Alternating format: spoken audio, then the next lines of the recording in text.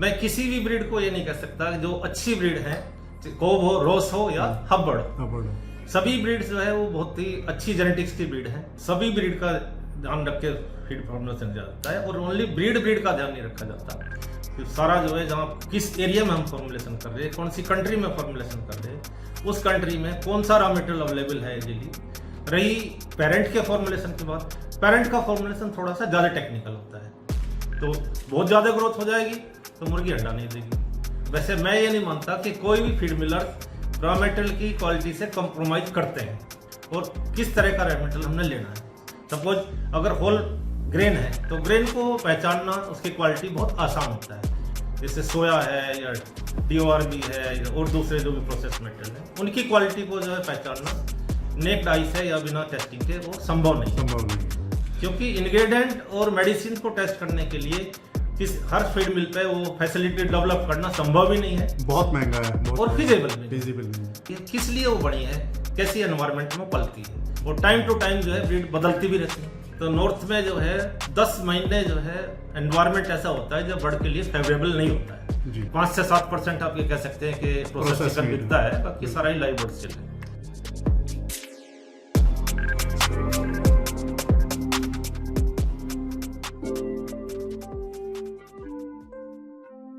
सभी दर्शकों को नमस्कार। आज हम हैं करनाल में, जहां हमारे साथ हैं डॉक्टर शिव कुमार भारद्वाज, जिनको हम डॉक्टर SK भारद्वाज के नाम से जानते हैं। डॉक्टर भारद्वाज PhD हैं एनिमल न्यूट्रिशन में HAU Haryana agriculture university Hisar से।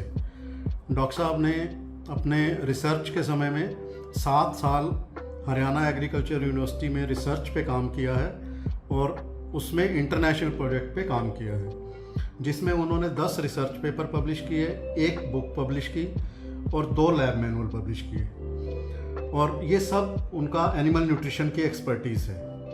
डॉक्टर भारद्वाज 2018 से लेके अब तक नेशनल और इंटरनेशनल कंपनियों के लिए, फीड मिलर्स के लिए अपनी सर्विसेज दे रहे हैं। इससे पहले डॉक्टर साहब लगभग 15 साल स्काइलार्क ग्रुप में कंसल्टेंट रहे, जनरल मैनेजर रहे। नमस्कार डॉक्टर साहब। नमस्कार जी। आपसे आज हम इंटरव्यू कर रहे हैं, कुछ सवाल हैं हमारे जो इंडस्ट्री का कुछ लोग हमसे भी पूछते हैं और आपसे भी पूछते रहे होंगे। हाँ जी। तो हमारा आपसे पहला सवाल है कि आप ग्लोबली घूमते हैं, पूरे वर्ल्ड में घूमते हैं। हाँ। आपने पूरे विश्व में different poultry farms, hatcheries, feed मिल विजिट की हैं, तो आपको ऐसा क्या लगता है कि विदेशी फार्मों में और हिंदुस्तान के जो इंडिया के फार्म्स हैं उसमें क्या डिफरेंस है, और ऐसी क्या नई टेक्नोलॉजी है उन फार्म्स पे या उन फीड मिल्स पे जो हमें यहाँ ज़रूरत है आज? धन्यवाद दिनेश जी। मैंने जो है सारे कॉन्टिनेंट्स पे डेवलप्ड और डेवलपिंग कंट्रीज सभी को घूमा और सभी के फार्म्स, फीड मिल्स, हैचरीज से देखे हैं। तो बेसिक डिफरेंस जो मुझे देखने में लगता है तो वो है, एक तो टेक्नोलॉजी का एडोप्शन। टेक्नोलॉजी सब जगह अवेलेबल है, लेकिन हमारे यहाँ टेक्नोलॉजी को लोग इतना एडोप्ट नहीं करते। बाहर स्पेशली डेवलप्ड कंट्रीज में सभी फार्म्स आपको एक जैसे फुल्ली जो है टेक्नोलॉजी से लोड मिलेंगे। दूसरा क्या बेसिक डिफरेंस है, प्लानिंग का। हमारे यहाँ जो है प्रॉपर प्लानिंग नहीं होती है, प्लानिंग होती है डाटा से। हमारे यहाँ कोई भी जो है प्रॉपर डाटा कलेक्शन नहीं है, बाहर उनके पास पूरा डाटा होता है। जैसे कि किसी को पेरेंट फार्म लगाना है तो पहले ही वो देखता है कि मैं कितना पेरेंट डालूंगा और उस पेरेंट्स का मैं कितना अपने फार्मों पे यूज करूंगा, कितना मैं उसका चिक सेल करूंगा और कहाँ सेल करूंगा। उसी तरह से जो फार्मर है उसको भी ये पता होता है कि मैं कहाँ से चिक्स लूंगा, किस डेट में मेरे यहाँ चिक्स आएगा, किस रेट में चिक्स आएगा, और आगे मुझे ये पालने के बाद कहाँ भेजना है। उसको पालने के लिए किस फीड मिल से मेरे पास फीड आएगा और वो किस रेट में आएगा। इसी तरह से जो प्रोसेसिंग प्लांट वाला भी होता है उसके पास भी पूरी प्रॉपर प्लानिंग होती है कि उसको जो है किस तरह का मुर्गा जो है कहाँ, कौन सी कूलिंग चेन के थ्रू और कहाँ, किस मॉल में कहाँ भेजना है। जैसे कि उसको कितना बोनलेस भेजना है, कितना होल चिकन भेजना, किस वेट का भेजना, उसी के थ्रू जो डिमांड करता है अपने फार्म से कि भी उस डेट में मुझे इतना मुर्गा चाहिए, इस वेट का चाहिए। तो इस तरह सभी का अपना एक बिजनेस है, सभी अपने प्रॉपर तरीके से अपना अपना मार्जिन ऐड करके अगले को देते रहते हैं। वहाँ पर मार्जिन कम या ज़्यादा होता है, जनरली लॉस का बिजनेस वहाँ नहीं होता। मतलब मेन प्लानिंग है, A to Z प्लानिंग से काम होता है। प्लानिंग से काम होता है। ये फर्क है हमारे यहाँ और उनके वहाँ। बिल्कुल, हमारे यहाँ प्रॉपर प्लानिंग नहीं है, उनके यहाँ प्रॉपर प्लानिंग है। आप नॉर्मली जब फीड फॉर्मुलेशन बनाते हैं, आप फीड मिल एक्सपर्ट हैं, आप जब फीड फॉर्मुलेशन बनाते हैं तो किसी स्पेसिफिक ब्रीड को ध्यान में रखते हैं या एक ही फीड फॉर्मुलेशन सभी फीड मिल पे अप्लाई करते हैं? नहीं, सभी ब्रीड का ध्यान रख के फीड फॉर्मुलेशन जाता है, और ओनली ब्रीड का ध्यान नहीं रखा जाता। तो सारा जो है, जहाँ किस एरिया में हम फॉर्मुलेशन कर रहे हैं, कौन सी कंट्री में फॉर्मुलेशन कर रहे हैं, उस कंट्री में कौन सा रॉ मटेरियल अवेलेबल है इजीली, रॉ मटेरियल के बेसिस पे और ब्रीड के बेसिस पे कि कौन से ब्रीड में फिर ये देखा जाता है कि वो लेयर है या ब्रॉयलर है या पेरेंट है। स्पेशली सपोज ब्रॉयलर है तो ब्रॉयलर में फिर अलग अलग स्टेज का अलग अलग फीड बनाया जाता है, starter, pre starter, finisher, generally 3 stage का चलता है। फिर ऐसे ही जो लेयर है, लेयर में भी अलग अलग 5 स्टेज का फीड बनाया जाता है। जो ब्रॉयलर की ब्रीड्स हैं जनरली उनमें जो है आपस में न्यूट्रिशन की रिक्वायरमेंट में ज़्यादा डिफरेंस होता है as compare to layer breeds. रही पेरेंट के फॉर्मुलेशन की बात, पेरेंट का फॉर्मुलेशन थोड़ा सा ज़्यादा टेक्निकल होता है। उसमें सिर्फ फॉर्मुलेशन से काम नहीं चलता, क्योंकि पेरेंट का क्या है, हमने जो ब्रॉयलर का पेरेंट है उसको ग्रोथ करने की आदत है। जैसे ब्रॉयलर हम 35 दिन में जो है 2.5 किलो तक लेके चले जाते हैं, हमें वही वेट जो है पेरेंट में लगभग 20-22 वीक तक अचीव करना है। तो उसके लिए तोल के थोड़ा थोड़ा उसको फीड देंगे, जिससे मेंटेनेंस रिक्वायरमेंट प्लस उसकी जो ग्रोथ अचीव करनी है वो हो सकती है। अगर किसी कारण से ज़्यादा ग्रोथ हो जाती है स्टैंडर्ड से, तो बहुत ज़्यादा ग्रोथ हो जाएगी तो मुर्गी अंडा नहीं देगी। कम ग्रोथ, ज़्यादा ग्रोथ है तो अगर 200 ग्राम भी हमने एक्स्ट्रा वेट ले लिया तो पूरी लाइफ के लिए मुर्गी को जो है उतना ही फीड ज़्यादा खिलाना पड़ेगा, जो कि बहुत एक्सपेंसिव होता है। और फीड के रॉ मटेरियल जो है वो ऑलरेडी काफ़ी हाई प्राइस पे हैं, तो इतना ज़्यादा रिस्क नहीं लिया जा सकता। हाँ, नहीं लिया जा सकता। मेरा आपसे अगला सवाल है डॉक्टर साहब, हमारे यहाँ तो मैंने भी सुना है, आपको ज़्यादा पता होगा, क्या फीड मिलर्स कच्चे माल की जो रॉ मटेरियल है उसकी क्वालिटी से कंप्रोमाइज़ करते हैं, और अगर करते हैं तो क्या वाकई उनको उस कंप्रोमाइजेशन से फ़ायदा होता है? नहीं, वैसे मैं ये नहीं मानता कि कोई भी फीड मिलर्स रॉ मटेरियल की क्वालिटी से कंप्रोमाइज करते हैं। हाँ, कंप्रोमाइज हो जाता है। वो कैसे होता है, क्योंकि एक तो सबसे पहले लैक ऑफ नॉलेज, उन्हें पता नहीं होता कि किस रॉ मटेरियल की क्या स्पेसिफिकेशन है और किस तरह का रॉ मटेरियल हमने लेना है। सपोज अगर होल ग्रेन है तो ग्रेन को पहचानना, उसकी क्वालिटी बहुत आसान होता है। उसके अलग अलग एरिया के हिसाब से अलग अलग जो है उसके ग्रेन काउंट कितने हैं, मक्का के कितनी उसकी एनर्जी, उससे डिपेंड करता है। लेकिन अगर प्रोसेस्ड मटेरियल है, जैसे सोया है या DORB है और दूसरे जो भी प्रोसेस्ड मटेरियल है, उनकी क्वालिटी को जो है पहचानना नेक्ड आई से या बिना टेस्टिंग के वो संभव नहीं। फिर भी हमारे फीड मिलर्स के पास में जो है लेबोरेटरीज हैं, अच्छी लेबोरेटरीज भी हैं। उन लेबोरेटरीज में भी जो हम वो टेस्टिंग नहीं कर पाते कि भाई इसमें एडल्ट्रेशन कितना और क्या है। उसी का फायदा उठा करके जो है अगले जो सप्लायर्स हैं वो उसमें एडल्ट्रेशन करते रहते हैं। और जो एक तो इंग्रेडिएंट की बात रही, दूसरा जो फीड सप्लीमेंट्स और मेडिसिन हैं जी, उनके अंदर जो है वो इंग्रेडिएंट से भी ज्यादा झोल होता है, क्योंकि इंग्रेडिएंट और मेडिसिन को टेस्ट करने के लिए हर फीड मिल पे वो फैसिलिटी डेवलप करना संभव भी नहीं है, बहुत महंगा है और फिजिबल भी। इसलिए जो है वो जो जैसा भी आकर के वो सेल करने वाले आते हैं उसी हिसाब से वो जैसा वो बताते हैं उसको मान लेते हैं। पहले क्या था, पुराने टाइम पे सारी जो कंपनीज है उनके रिसर्च मॉलिक्यूल हुआ करते थे, जो जिसने वो रिसर्च किया, जो प्रोडक्शन करता है वो उसकी सेल किया करता था। लेकिन आज की डेट में क्या है, पूरा ओपन ट्रेडिंग सिस्टम है, कहीं से भी वर्ल्ड में परचेज किया और उसको जो है आगे फार्मर्स को, उनको हालांकि इसका पता भी नहीं होता कि क्वालिटी इसकी कंफर्म है, लेकिन वो खुद अपनी गारंटी ले लेते हैं भी मेरी गारंटी। बिल्कुल। उसके बाद क्या होता है कि किसी कारण से बर्ड में कमी आई, उसने वो टेस्टिंग करा बाहर के लैब में टेस्टिंग करा, उसके अंदर अगर कमी भी निकल आती है तो ज़्यादातर मैंने ये देखा है या तो मटेरियल वापस चला जाता है, और अदरवाइज तो जो सप्लायर है वो उसका जो COA लेकर आता है चाइना का कि मैंने तो इसके बेस पे इसको खरीदा था, वो मेरे इसमें कोई गलती नहीं। उसके बाद अगर कोई हिम्मत भी करता है कि कंज्यूमर कोर्ट में या कोर्ट में चला जाए, तो वहाँ पर जो है ऐसा प्रोसेस है कि वो या तो वो जो है उसमें इतना लंबा खींच देते हैं 2 साल 4 साल 10 साल, तो वो अपने आप ही केस जो है वो रिजेक्ट हो जाता है। डॉक्टर साहब, आपकी नज़र में आपको क्या लगता है कमर्शियल ब्रायलर के लिए हमारे पास कौन सी ऐसी ब्रीड है जो कामयाब है? नॉर्मली तो हमारे यहाँ एक कॉब है और दूसरी क्रॉस है। देखिए, जहाँ तक कामयाबी की बात है, मैं किसी भी ब्रीड को ये नहीं कह सकता जो अच्छी ब्रीड है, चाहे वो रोब हो, चाहे रोस हो, चाहे कोब हो, रोस हो या हब्बर्ड हो, सभी ब्रीड्स जो है वो बहुत ही अच्छी जेनेटिक्स की ब्रीड है। लेकिन ये क्या है कि हमें उनकी ब्रीड का टेक्निकल नो हो पता होना चाहिए कि वो ब्रीड किस तरह से पलती है, किस लिए वो बनी है, कैसी एनवायरनमेंट में पलती है। अगर उसके हिसाब से हम जो उसका मैनेजमेंट देंगे तो डेफिनेटली सारी ब्रीड जो है वो अपनी जेनेटिक पोटेंशियल के हिसाब से परफॉर्मेंस देने के लिए बनी हुई है। लेकिन जहाँ तक कामयाबी की बात है तो मार्केट में अगर सर्वे करके देखा जाए तो जिस ब्रीड का ज्यादा प्रोपोर्शन होता है उसको ही हम कामयाब बोलते हैं तब तक के लिए। और टाइम टू टाइम जो है ब्रीड बदलती भी रहती है। सही बात। डॉक्टर साहब, आपने जैसे फॉरेन फार्मों पे विजिट किया, आपको क्या लगता है कि हमारे यहाँ इंडिया में ईसी फार्म कामयाब हैं या जो ओपन फार्म है वो कामयाब है? आप न्यूट्रिशन देते हैं, आप फार्म टू फार्म विजिट करते हैं, आपने दोनों तरह के फार्म विजिट किए हैं, आपको क्या लगता है कि कौन सा यहाँ कामयाब है हिंदुस्तान में? देखिए, हिंदुस्तान में भी डिफरेंट एरिया में डिफरेंट तरह की क्लाइमेट होती है। लेकिन अभी हम नॉर्थ में बैठे हुए हैं। अगर हम नॉर्थ के बारे में बात करें तो नॉर्थ में जो है 10 महीने जो है एनवायरनमेंट ऐसा होता है जो बर्ड के लिए फेवरेबल नहीं होता है जी। 12 में से 2 महीने जरूर फेवरेबल एनवायरनमेंट होता है। वो 10 महीने में से 2 महीने सर्दी का मौसम होता है, उसमें भी परफॉर्मेंस अच्छी नहीं आती।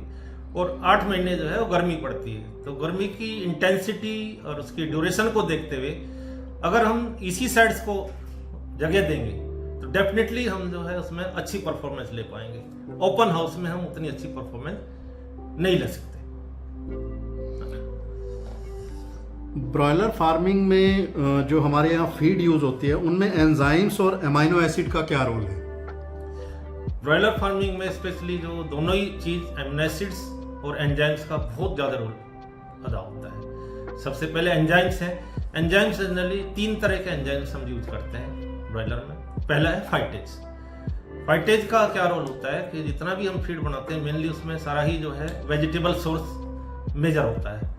तो उसके अंदर फास्फोरस होता है, वो फाइटिक एसिड के साथ अटैच बाउंड फॉर्म में होता है जो कि बर्ड को अवेलेबल नहीं हो पाता है। फाइटेज देने से क्या होता है, वो फाइटिक एसिड से फास्फोरस अटैचमेंट टूट जाता है और फिर वो फास्फोरस बर्ड्स के लिए अवेलेबल हो जाता है। तो इस प्रोसेस में क्या है कि हम जो फास्फोरस एडिशनल इनऑर्गेनिक देते हैं वो मेनली डाइकैल्शियम फास्फेट, मोनोकैल्शियम फास्फेट इन्हीं से दिया जाता है। तो इससे क्या होता है कि लगभग हमारी जो है 10 किलो तक डीसीपी सेव हो जाती है। इट मीन्स लगभग 600 रुपया तो अकेले डीसीपी से बच जाता है। उसके साथ साथ जो फीड के अंदर रूम मिलता है हमें जो 1% का, उसको हम अगर काउंट करें उसमें जो है दूसरे इंग्रेडिएंट डालेंगे तो लगभग 1 रुपया किलो तक की जो है अकेले फाइटेज से सेविंग हो जाती है।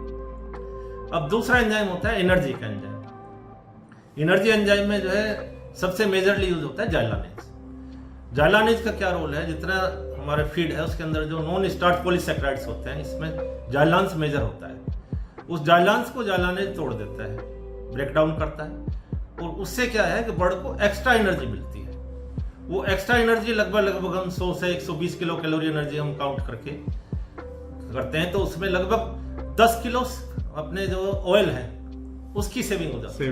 और ऑयल जो है बहुत ही एक्सपेंसिव सोर्स ऑफ एनर्जी होता है। बिल्कुल। तीसरा हमारा जो एंजाइम मेनली है वो है प्रोटीएज।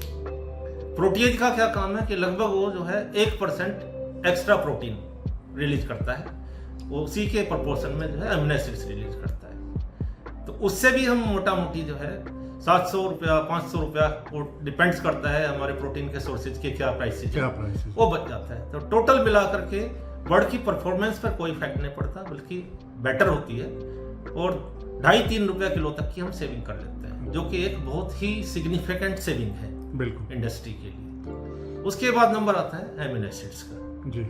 एमिनो एसिड्स का जो है वो बहुत ही मेजर रोल है, क्योंकि बर्ड्स के अंदर क्या है, जो बर्ड्स प्रोटीन लेती है उसके डाइजेशन के बाद वो जा करके क्या है ब्रेक डाउन होकर के वो पेप्टाइड्स के बाद वो मतलब इंडिविजुअल एमिनो एसिड्स में कन्वर्ट्स हो जाती है। उसके बाद एब्जॉर्प्शन के होने के बाद वो दोबारा रीसिंथेसिस ऑफ प्रोटीन होता है जो मसल्स प्रोटीन में या मीट प्रोटीन में कन्वर्ट होता है। उसमें जो बर्ड की मीट की कंपोजिशन होती है एमिनो एसिड्स की उसी के प्रोपोर्शनेटली हम अगर फीड के अंदर देते हैं तो वो जो है ज़्यादा अच्छी बायोलॉजिकल वैल्यू की प्रोटीन होगी, ज़्यादा प्रोटीन सिंथेसिस होगी। और अलग अलग जो जितने भी इंग्रेडिएंट के अलग अलग एमिनो एसिड कंपोजिशंस हैं डिफरेंट। तो जितने जो कोर सोर्स हैं जैसे सोया है और दूसरा फिश होती थी किसी ज़माने में जो बढ़िया क्वालिटी की फिश, तो वो बहुत अच्छी रहती है।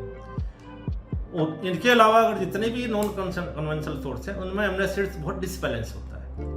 अब मार्केट में लगभग 7-8 जो है वो एमिनो एसिड अवेलेबल है इजीली, जिनको हम डाल करके अनकन्वेंशनल सोर्स से भी जो है उसी कंपोजिशन का हम फीड बना सकते हैं जो अच्छी क्वालिटी के दूसरे सोर्सेज से होता है। इससे क्या होगा कि बहुत ही ज़्यादा अमाउंट में हमारा पैसा बचता है और परफॉर्मेंस सुधरती है। इसलिए जो है बहुत बड़ा रोल है इन दोनों का। डॉक्टर साहब, हमारे इंडिया में, हिंदुस्तान में इंटीग्रेशन बहुत बढ़ गई है। आपको क्या लगता है कितने % फार्मर हमारे पास अभी इंडिविजुअल फार्मिंग के बचे हैं और कितने % वो सब इंटीग्रेशन में जा चुके हैं? देखिए, फिर अगेन मैं वही कहूँगा, क्योंकि हमारे यहाँ डाटा का रिकॉर्डिंग कोई इस तरह से ऑथेंटिक नहीं है, पर फिर भी हम ये कह सकते हैं कि जो ओपन फार्मिंग है, स्पेशली जो छोटे फार्मर की होती थी जिसको हम फार्मर्स कहते थे, वो लगभग खत्म होने के कगार पे, क्योंकि वो सर्वाइवल नहीं है उसका बिल्कुल भी। रही इंटीग्रेशन की फ्यूचर की बात, तो डेफिनेटली फ्यूचर जो इंटीग्रेशन का ही फ्यूचर है, क्योंकि सभी कंट्रीज में डेवलपमेंट में देख लीजिए धीरे धीरे क्या है, तो इंटीग्रेशन सिस्टम बढ़ता जाता है और वो बड़े बड़े इंटीग्रेटर्स बढ़ते चले जाते हैं। आज की डेट में कोई जब तक बहुत सारे इंटीग्रेटर्स हैं जिसको काउंटिंग भी नहीं कर सकते, रोज नए इंटीग्रेटर आते रहते हैं। इस इंटीग्रेशन की शुरुआत क्यों हुई थी? क्योंकि शुरू में क्या है, जो फार्मर्स था उसके पास एक तो कैपिटल नहीं होती थी और दूसरा उसको टेक्निकली कुछ पता नहीं होता था, भाई कैसे मुर्गी को पालना है, कहाँ उसको बेचना है। तो उसके लिए जो बड़ी बड़ी कंपनीज थी उनके पास अच्छे रिसोर्सेज भी थे और उनके पास टेक्निकल नॉलेज भी थी।